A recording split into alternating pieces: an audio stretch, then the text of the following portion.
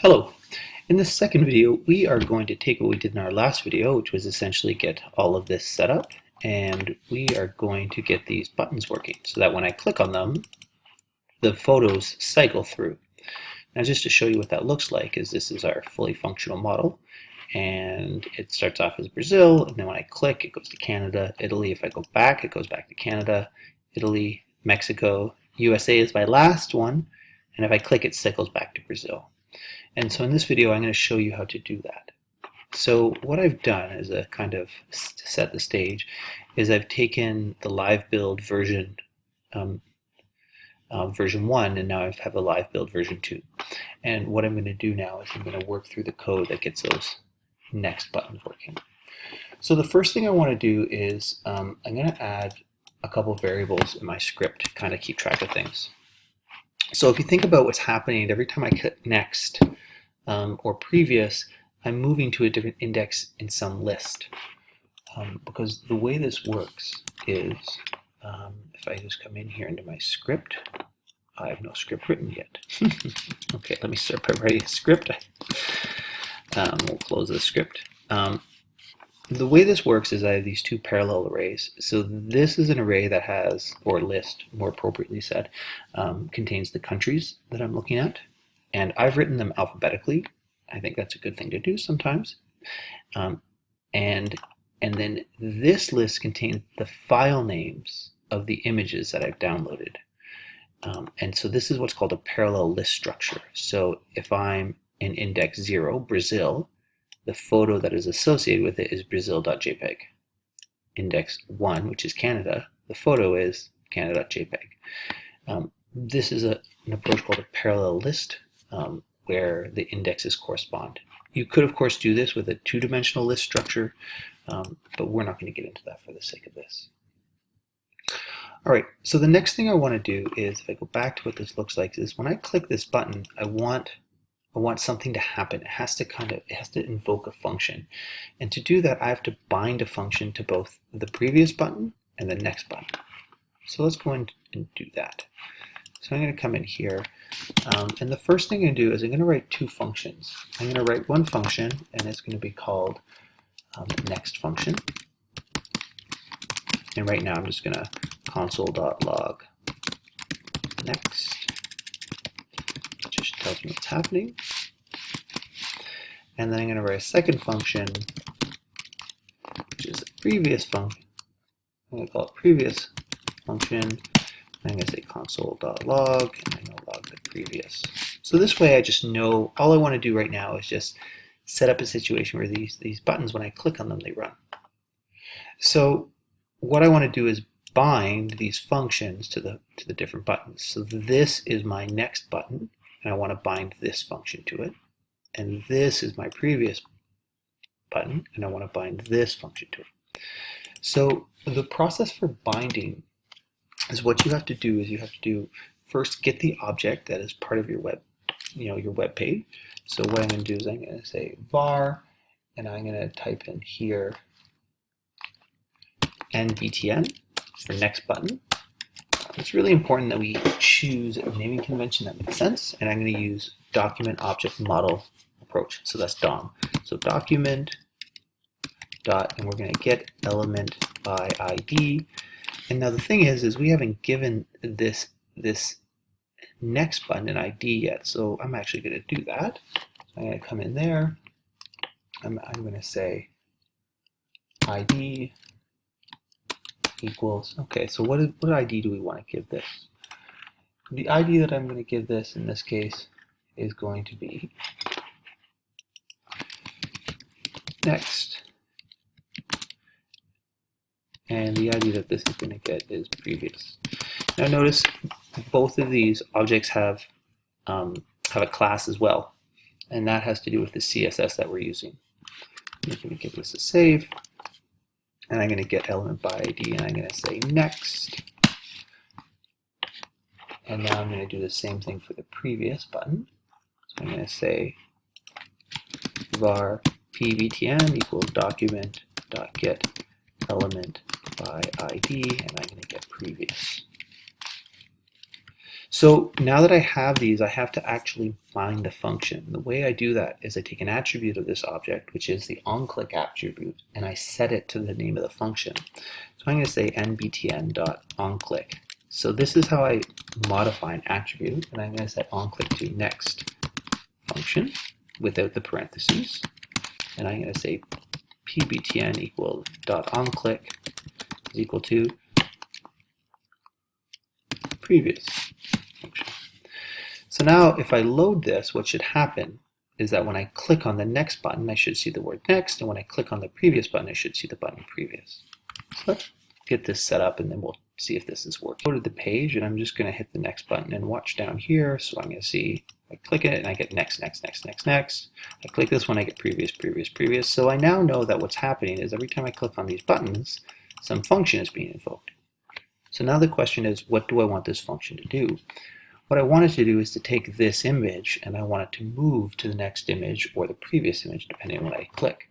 So the code inside next and previous is going to be identical, with the one exception that we're going to change the direction as indexing. So let's jump back in here.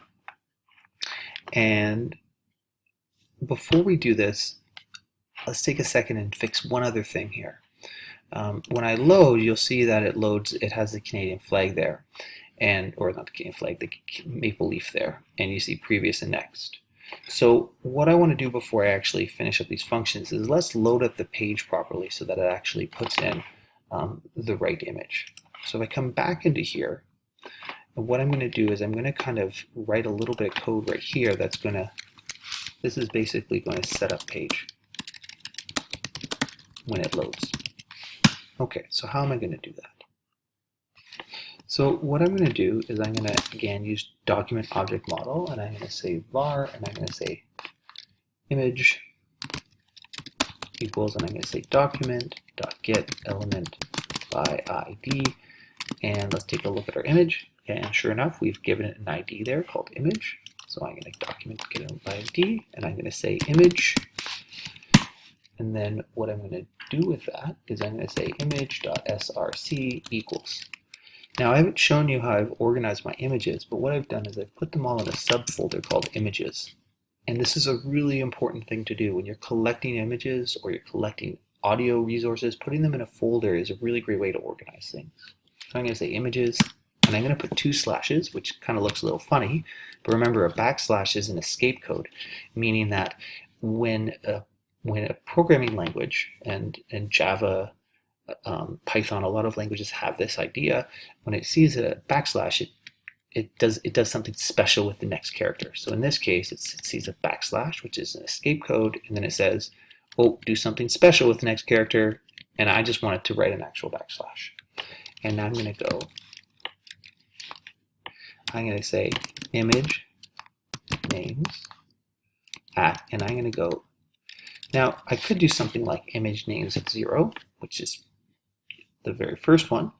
And so let's give this a save, and let's come in here and let's see what happens if I reload this. So if I reload this page now,